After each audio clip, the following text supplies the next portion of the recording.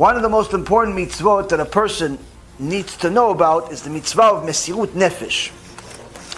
Mitzvah of Mesirut Nefesh is not an easy mitzvah. By default, it's the opposite. What is Mesirut Nefesh?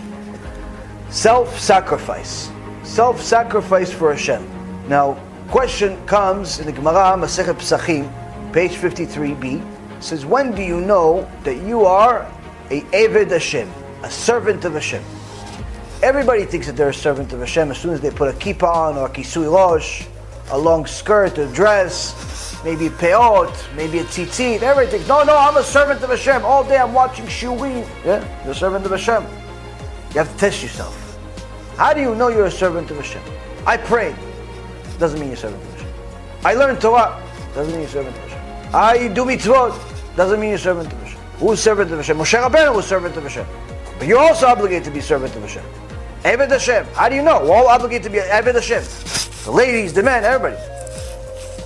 Not to be Moshe Rabbeinu. Everybody's in their own level.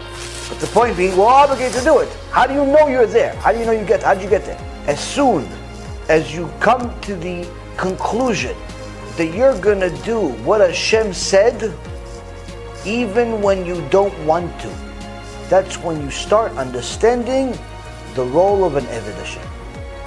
If your servitude of Hashem is only on your conditions, you are as far from being an Eved Hashem as Bilam was.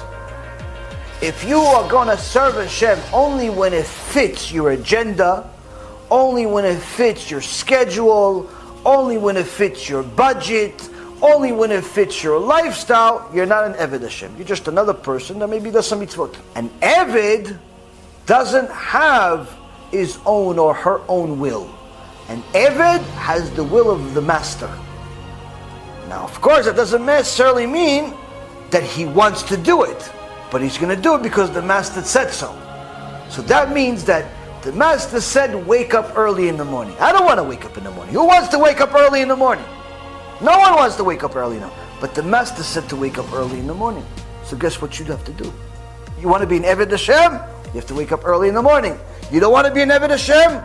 Or you want to pretend? Pretend. Wake up at 12, 1, 2, 3, 5 o'clock. Wake up. Go ahead. Pretend in your head. Eved Hashem means you have to learn Torah. Yeah, but I don't like to learn Torah. Okay. So you're not going to Eved Hashem. No, but I want to be Eved Hashem. Okay, I'll learn Torah when I get a chance. That's not an Eved Hashem. I'll learn Torah when I have time. That's not an Eved Hashem. I'll learn Torah when I'm in a good mood. That's not an Eved Hashem. I'll learn Torah when I feel good. It's not an Eved Hashem. You know what Eved Hashem is? You learn Torah even when you don't want to. Even when you're sick. Even when you feel like you're about to die. Even when you feel like you're on fire. Even when you are tired. Even when you are busy. Even when you hate it. Even when you don't understand it. Even when you simply want to run away. You know what you do? You learn Torah. That's an Eved Hashem. Yeah, but I feel like I'm wasting my time. Perfect. Just do it. Yeah, but I'm not benefiting out of it. No, you're benefiting. You're being an Eved Hashem. Yeah, but I'm not learning anything. I'm learning, I'm reading. I don't understand a single word. Perfect. Who said you have to understand? What did HaKadosh Baruch Hu command? Learn Torah. He didn't say you have to understand. Learn Torah. Obviously, try to understand, but learn Torah. Yeah, but why don't I just go read, like, I don't know, a kid's book or something? If that's Torah in that kid's book, read it. But if it's not Torah, then read what you're reading. Why? Because that's what HaKadosh Baruch Hu wants you to do. But it's hard. Perfect. That's perfect Eved. What do you think? It's an easy job for the Eved? An Eved Hashem, Rabotai, is the person that when someone insults him, when someone yells at him, especially when it's his wife, especially when it's her husband, and she knows Hashem doesn't want me to respond. Hashem doesn't want me to curse back. But I want to. I want to curse him to make sure his mother is reminded of what I think of him. I want to do something to this person that he's going to remember for the next 3 generations. But you know what I'm going to do? Nothing.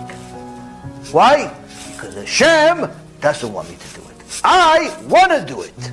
And I actually think he deserves it. What am I going to do? Nothing. I'm going to sit quiet. Tatale, I love you, honey. While he's cursing me. You're so cute when you curse. You're so adorable. What do you want to eat? What do you want to eat? You want salad with the steak? Why? Hashem wants me to stay like this. Why? Because if I fight with him, you know what's going to happen? It's going to get worse.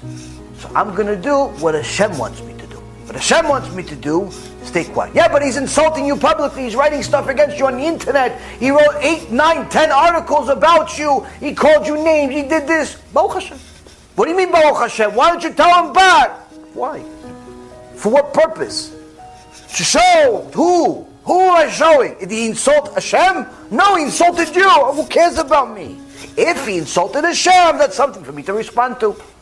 Insulted me? Who cares about that? Why? Hashem. It's the only thing that matters. And Eved Hashem Rabotai Yekarim means that you're going to do a bunch of stuff that you don't want to do. Why? Hashem wants you to do it. And as soon as we realize that that's the life we're supposed to aspire to be, that's when we begin our journey of being an Eved Hashem.